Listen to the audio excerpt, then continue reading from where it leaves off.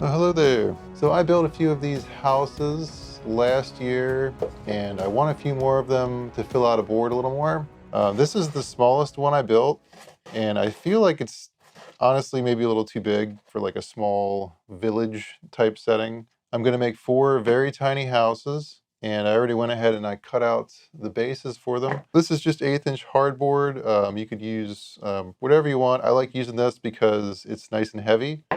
The plan is to try and do a couple crude stone walls, and I'll show you how I'm going to do that. To expedite this process, I used my Proxxon wire cutter. I had a bunch of scrap strips that were like about 1" wide, and I wanted to cut out like a pretty large variety of sizes and shapes. I started with some really loose, zigzaggy cuts to mimic the organic shape of the stone. Of course, I wanted the front and the back of the stones to be a little bit more flat, just so they would adhere better. So I did use my fence to cut those sides. That gave me at least 2 flat sides. For most of these, I did 2 cuts per side, so I ended up with 9 strips that I kind of held together in a bunch, and then I did one final pass, cutting those into thin strips. Again, I didn't want uniform sizes here. This is just going to help give a little bit more variety. I gave those stones a good shake in my tin can. One more go. Fair warning, if you've never done this before, be prepared for a cloud of dust. You probably don't want to inhale that, but you know, it works like a charm. I like to bag this stuff up when I'm done with it. Just kind of keeps them organized. For the walls, I'm going to start with some cardboard. This is going to sit around the inside of the wall, and then I'm going to layer the bricks over top of it. So I'm going to try and use these corners as much as I can. I like my walls to be about 2 inches high. It really depends which scale you're going for, but I'm just going to cut through the entire box just to speed this up a little bit. This really doesn't need to be perfect. That should be enough. Okay, so the next thing that we want to do is just wrap that around the house. I used a little bit of hot glue. If you've watched my previous videos, you may know that I really don't like using hot glue. It's messy. It leaves a pretty thick bulk there that you got to try and cover up. It's just kind of a pain to clean up after the fact. I wrapped a rubber band around here just to hold it in place. So I like to start with one of the corners, get an idea of where the next corner is, and just bend it, and then you can start gluing it together. I'll just put a couple globs in there, try and smooth it out. For the last wall, I'm just going to double it over, and then from the underside, just put a rubber band around it. Yeah, you see what I mean? There's already so much gunk there. You got to hold it there until it's cool enough. So ideally, you don't want huge gaps around the edge here. Next, cover the floor with some wood glue, and I like to go in with a damp brush and then just work that around. Try and cover the entire floor, including the seam, but try and avoid getting any on the wall. Yeah, it's really nice to have a nice big flat brush for this. Once that's mostly covered, just want to sprinkle some very fine sand on top of it. And I'm doing this now mostly just to help secure the walls to the base because I trust wood glue much better in this situation.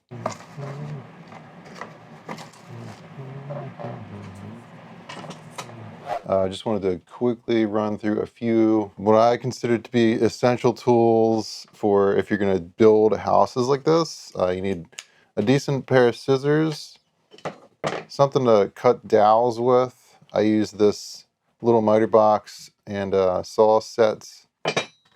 A very coarse rasp. When it comes to texturing dowels, this is the best tool that I've found to do it. I have a second saw that I use if I know that the edge is going to be exposed. This will make a rougher cut because it's got bigger teeth. It saves me a little time. I think it's worth having one of these, but it's not really as necessary. The rasp works for texturing the ends as well. And then finally, a hobby knife is nice to have. I know the door is going to be here. I'm thinking about putting a window here and then 2 on the back. For the doors, I'll just cut a section out and rip it off. Since we're using the cardboard as a guide, it should be the same height all the way around, so you can cut a couple dowels out, and they should all be the same size. They're going to go in the corners. So I'll usually measure one like this, just using the top of the wall here as a guide. Just make a notch, and then I'll just use my miter box to cut that out. While I'm at it, I'm going to cut out some of the overhead beams. To do that, I'll just roughly get an idea of how wide they would need to be. And I like to have a little bit of overhang on these, so right about there. Again, just make a little notch so I know where to cut. Like I was saying, I like to use this one for rougher cuts because I know this one is going to be exposed. Here's a rougher cut beside a cleaner cut. I cut a piece that's going to sit back here, then there's a piece that's going to sit up here, and then of course this one's going to be right here. Ultimately, this is what's going to hold this thing together and keep it from being so flimsy. I like to start with the door frame. I like the wood from the door frame to be exposed on the back. So I want to make sure I cut enough cardboard off that I can fit a door frame in there in addition to the door. Like that looks pretty good to me. So then I'll go in with some hot glue, just a little bit. It would help if the hot glue was hot. This is what I like to call the fiddly part of this process. It's just getting the frame in place. To start, I'm gonna just put a little bit of hot glue in place to get my door frame secured. And then I like to use wood glue for almost everything else. Put a little dab on the top here. I'm gonna put the ends on here as well. This piece ended up being a little too short, so I'm gonna try using another one. Yeah, it's just a matter of getting everything lined up so everything's relatively square. And then I'm going to go in with some of these rocks. Just grab a handful and just sift through them and try and find one that fits. I found two pieces that are about the same size. I'm going to put some dollops down here and just jam them in there. Doing it this way, I can keep pressure on the top here and it kind of holds everything in place while I get everything in place. Next, we're going to squirt some wood glue in there and start putting more rocks in. Once you have the rocks in there, you can add a little bit of hot glue on the back end to help to keep the wood beams in place. That's kind of what we're going for. It's a tricky balance getting the right amount of wood glue on there, because if you put too much on, it'll really start globbing up and it'll really start dripping. You could use wood glue, white glue, tacky glue. They're all going to kind of do the same thing. But the nice thing about doing it this way is you can still move things around for quite a while before the glue fully sets. It'll take like a full day pretty much for this stuff to fully set. You can go back in, add a little more. So that's what the front's going to look like. I'll do this side next just to show you how I do the windows. So again, I'll just get like a rough idea of where I want that window to be, like right here. And then I'll just cut a nice big chunk out. It is nice to have a mini nearby so you have like a rough idea of like, is it too high? Is it not high enough? I like to take these all the way up to the top, and then I'll just build the rocks around that edge. So again, here we're gonna start with the end piece. Gonna put a little bit of hot glue there to get it so it stays in place, and then put the top in. I'm constantly making sure that everything is sitting flat. And then for the larger walls, I'll go across with a hot glue line and just start sticking bricks in there. I'm gonna kind of overlap them in the corner here. So at this point, everything should be secure enough. You can go in there and just put like a bunch of globs of glue down. And then I just go in with the bricks, try and spread the glue out while I'm doing that. See, like there, I just pushed the glue to make contact so everything just holds together once it dries. And I know this seems like it would take forever, but it does go pretty quick once you start doing it. It's kind of like putting a puzzle together on the fly. For the top part, you want to make sure that it's snug, but you don't want to be putting pressure on that top beam, otherwise it'll separate from the sides. You might need to add a little bit more glue, and then if you have a piece that's maybe too thick, you can always cut it. I like to make sure that I'm using a variety of stones to give it that nice cobbled together look. But yeah, that's pretty much the process. For the windowsills, you can use wood or you can use the stones. Yeah, at this point, I just kind of keep an eye on it. If I see any glue oozing out in certain spots, I'll just go in. You can use like a scrap piece of cardboard or whatever and just kind of clean that up. Maybe like set it in front of a fan somewhere to expedite the drying process.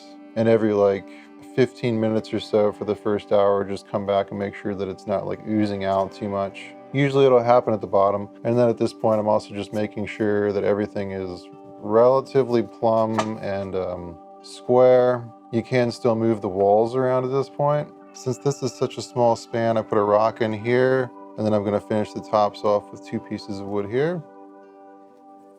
For the interiors, I wanted to do stucco, and I wanted to try and leave a few sections open so you could see the stonework in certain spots. kind of like the stucco is deteriorating and falling off. That's why I'm cutting a few random sections out here. It was a little trickier doing the stonework over those spots, so I'm glad I kept them small. Once the first floors were constructed, I base coated the stonework. When I'm making terrain, I almost always mix glue in with the base coat. I was trying to avoid getting paint on the dowels, but I knew if I did get paint on them, it was probably going to get covered up anyway, so I wasn't too worried about it. And of course, after a dark gray base coat, a light gray dry brushing. After that, I went in with some Army Painter tanned flesh, burnt umber, and white, picking out a few stones and wet blending those colors to get a wide variety of shades. This part in particular felt like it took longer than anything else. When picking colors for this, just look at reference pictures or local stonework. There are endless varieties of stonework out there, so just pick one you like and find some matching colors. Once that was done, I applied some grout. If you're using grout while you're crafting, be sure to use a respirator or at least a mask and have good ventilation, either like a fan in the window or do it outside. Or I have a filter fan here that I use, and that just sucks up all the dust that goes airborne when you start using this stuff. So I have an application area. That's where I get it into all the nooks and crannies. For the areas that are open like that, I'll just tape that side up, and I keep that facing up until I've soaked it and everything. I'll use a brush to get the majority of the grout off, including around the posts and all the woodwork. And then once I'm happy with that, I move it over here. I have a spritzer bottle that I use for this. I don't think it disturbs the grout as much, but yeah, I'm sure a spray bottle would probably work too. And that's kind of my process. I'll try and get it looking the way I want before I set it aside to dry. For the sections where the stones were exposed in the back, I found I could immediately remove the tape after wetting the front and applying the grout. And yeah, a spray bottle is super helpful here for flooding the area with water and flushing out excess grout. Once the grout was dry, I base coated the woodwork. I like to use a dark brown stain for this. It's just glue and water mixed with acrylic paint or ink. I like it to be a little transparent so some of the wood grain shows through. Again, I used my flat brush to apply this. It kind of feels like painting with guardrails up. The wood will soak it up as you go and it flows with the wood grain. That's why I'm holding the buildings upside down here, just to try and avoid the grout because that will also soak it up. Here they are on my drying rack. So this is the morning after. The grout's probably had like about 20 hours to dry, and it doesn't really seem to be setting. This really isn't how grout is meant to be used. You're supposed to like pre-mix it. So I think that might be part of the reason why it doesn't really seem to be setting. So what I'm doing is I'm piping, this is watered down glue. I'm just piping that on top of the grout here. This is the second application I've done. This is just a good way to ensure that everything is nice and solid, and it really doesn't take that long. The grout will soak it up. You don't really have to be too precise with it. Just make sure you're getting the areas on the inside too.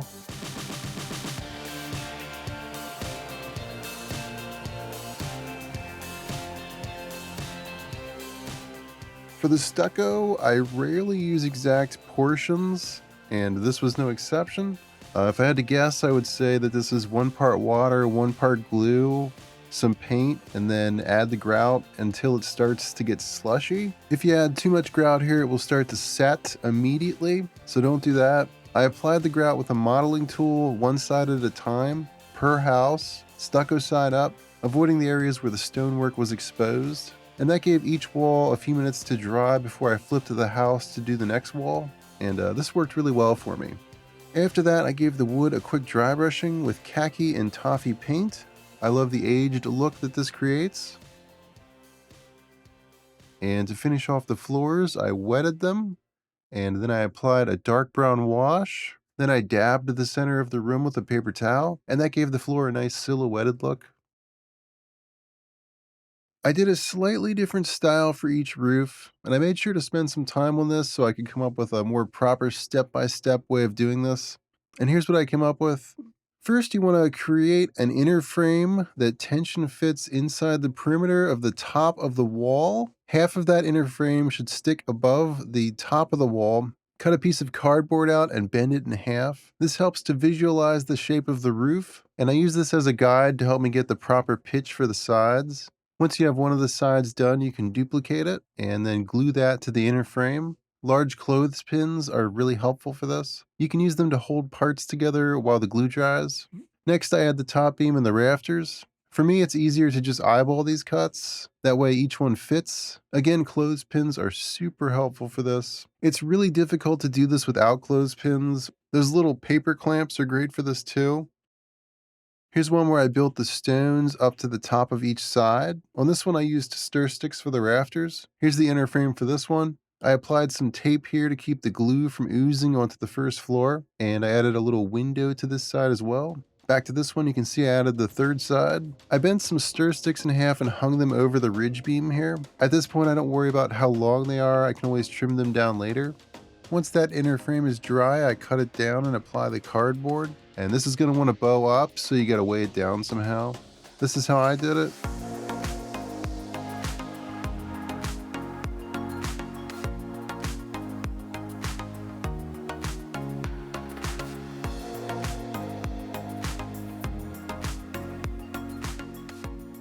Same deal for this one. I used some dowels for the rafters here, added another little window. It's always nice to have a window up there in the A-frame, get a little ventilation. I wanted to try and do something a little bit more elaborate with this one. You can decorate them however you like. I tried to do something a little different with each one to give you some ideas. The nice thing about doing it this way is the structure of the roof is already there, and then you can just decorate it however you like.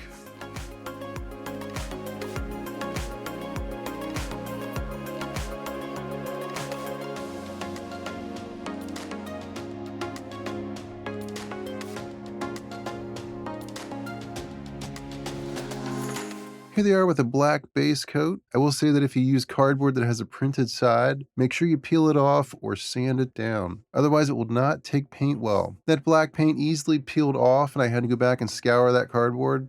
For the chimneys, I opted to sculpt them out of one whole piece of foam. This is another way of getting that cobbled together stone look, and it's probably just as fast, to be honest. In my other builds, I continued the chimneys into the interior of the house. I did not do that for these. It just kind of feels unnecessary and really limits the interior layout if I want to add furniture in the future. It's also a lot of work for something that's probably not going to get seen most of the time, and yeah, I just kind of didn't really feel like making them. Here I am rebase coating the roofs after realizing that the paint hadn't really stuck. I used my rasp to scratch up that printed side, and this time I added a lot of glue to that paint, which I don't know why I didn't do the first time. I have the roof ends pretty much done. I got to do a little bit of dry brushing on them yet, but I want to do the actual rooftop first. I added a door to each house. There's no handle or anything yet. They aren't completely done, but they're mostly done. I just wanted to put them in there so I don't forget about them because I almost forgot. I'm like, oh yeah, I guess I need doors. I'm debating on whether or not I want to add some shutters. I feel like I probably should, but I might do that off camera too. I made each door a little bit different. Some of them are a little bit more like worn down, kind of like decomposing. Yeah, they're all just made out of stir sticks. I did the same thing to the chimneys. One of my goals for this project was to figure out a better way to do thatched roofing. For my other cottage that I made, I used carpet, which was a very quick and easy way to do a thatched roof. I pretty much just soaked it in glue and paint, and then I was dry brushing over top of it. Gave it a wash. I was trying to get like a mottled look, and I don't hate how it looks, but I feel like it probably could be better, and I wanted to try using something that's like individual strands, and obviously manila rope was the first thing I thought of. I've used this for a lot of things. It's very useful for crafting. So I already did one house and it's turned out well enough that I'm going to continue to do some other ones, and I'll show you my process here. We'll do this one first. So yeah, if you get rope like this, this is I would say maybe like 1/4 of an inch thick, but you can split it apart into 3 strands. I do it like maybe a foot at a time. You could do more, you could do less. This is just how I've been doing it. And then each of those strands is broken down into 2 other strands. Once you break those apart, the entire thing will start coming apart. And you want to make sure that those clumps are separated. Then you want to bundle them back up and just get a good scissors and cut them off in clusters about 1 inch long, like that. And then I'll just set them aside. Doesn't need to be perfect, just roughly the same size. And again, try to make sure there's no clusters. Okay, that's probably going to be enough to do the majority of this roof. We might have some left over. I'm really not sure. We'll see. So you're gonna need just some straight glue, wood glue for me, and then I'm going to make a wash here. Some wood glue, some water, and some ink. This is sepia. Just gonna do 3 squirts and mix it up with my fingers. So grab a clump of rope, dip it in the wash, squeeze out the excess on one of the ends, and then just dab that into the glue. Then down here, make sure you're getting glue on the underside wherever you're going to apply it, and just stick it on there. I don't want too much overhang, so at this point you're trying to figure out how much overhang you want on this thing. You can kind of fan it out a little bit. If you get little stragglers, that's okay. And then same thing, just down the line. You want to make sure you're covering up that roof. You don't want to see any of that under this. Again, if you see any clumps, try and break them up. Once that first layer is on there, just go back in with the second layer. I'm going to try and do this in lines to get sort of like a layered look. You want it to kind of be overhanging the outer edge a little bit. You can be a lot more careful with your layering if you want that look, but I'm not too worried about that. You just want to make sure that these are completely coated with that wash. It's going to give them a much more convincing weathered look. We're going to do 3 lines with this one, and the last one is going to go right up to the edge there, right up to the roof line. And then we're going to do a cap piece on top of that. Again, making sure to break up those clumps as you go. They will be very noticeable if you don't do that. I want to cut a shorter piece for here underneath the chimney. You can always go back and add more, and then you'll see that I got a little bit of this on the actual brickwork. That's okay, because I am going to use this as a wash on the brickwork once this thatched roof is done. So just dab off the majority of it. It'll look fine. Make sure there's not too much dripping down though right now. We'll clean this up once it dries. I'm going to do the other side. Yeah, at this point I don't want to mess with it too much, so I'm just going to set that aside and let it dry. I wanted to show you how I did the corner here. For this one, I'm going to have like a little bit of overhang around the entire perimeter of the roof, since there's no stonework or anything kind of coming up the sides. Going for like maybe a 1/4 of an inch overhang over the edge. I got some longer strands in here. I'll cut those off later. This is where it gets a lot harder to have like clear layer lines. Going to bring this out here on this side a little bit. Same thing on this side. I'm going to kind of bring it like outward, swing it out over the side of the roof there, and you can always trim it back later. Once these were dry, I used a comb and scissors to clean up that initial layer, giving these cottages a haircut, if you will. If you've done this right, most of the thatch should stay in place.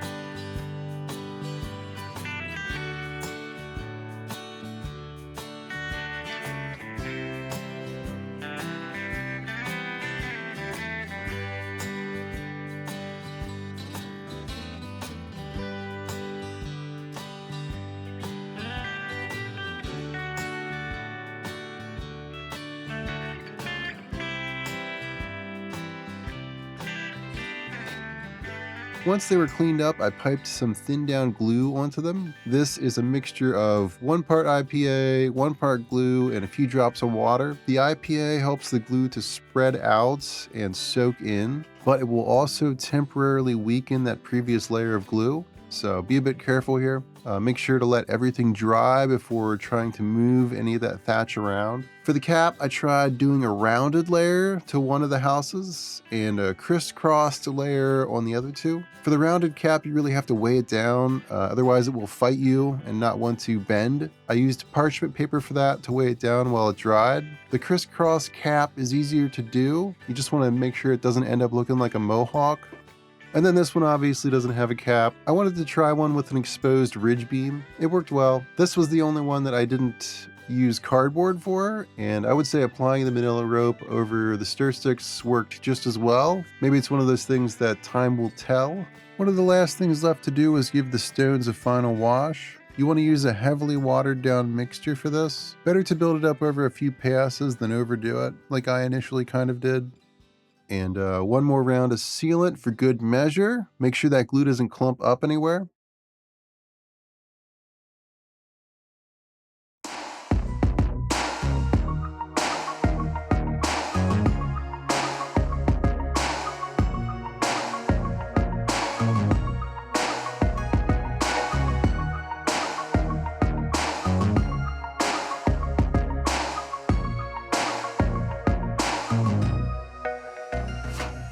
I wanted to do like a final thoughts segment here on this.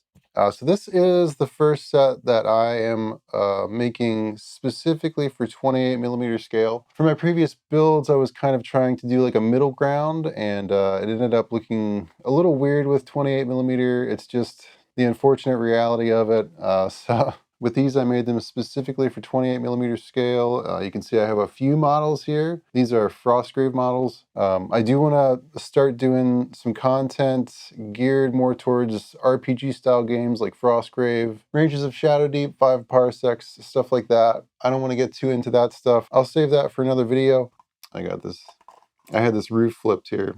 I did end up shortening some of the doors down, like this one. I felt like it was too tall for 28, so I knocked it out, cut it down a little bit, added a header, and I think it fits pretty well now. Same thing with the other one. I think it was this one. Really happy with how these came out. This thatch looks so much better than the previous thatch that I've done. Unfortunately, I think I might have to go back into some of my older projects and like redo the roof and just use this thatch instead so they match. My firewood stick piles go pretty well with this set. I also finally finished up this set of barrels and crates. I printed these out quite a while ago, did a rough paint job, and I've featured them in a few videos, but I finally went in and I did a proper paint job on this stuff. I think it matches this set nicely. I think if I build more of these, I'm either going to go with like this style or more likely this style where that top cap is folded over. I just think it looks a little bit better than this. It's kind of hard to avoid that like mohawk look at the top there.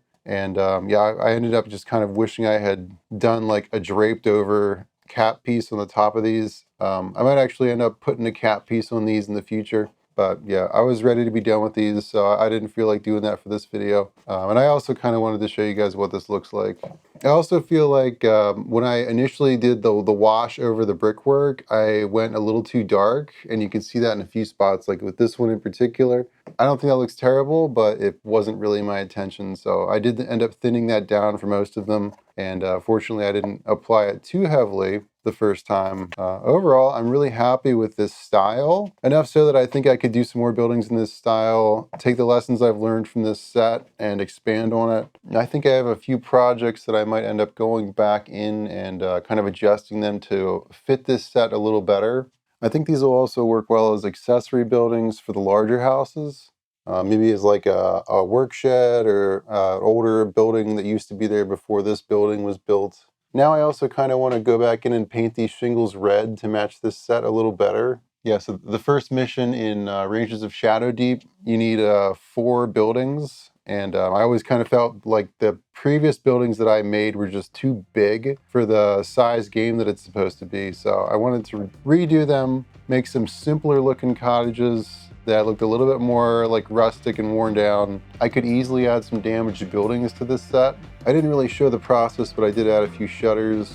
Not to every window, some of them are open. Super easy to do. I feel like the process here was kind of a labor of love, but yeah, hopefully you guys found this video to be useful, if not entertaining. Thanks for watching. Be sure to check out my Patreon if you haven't already. I post a lot of work in progress pictures on the Discord and talk a little bit about it.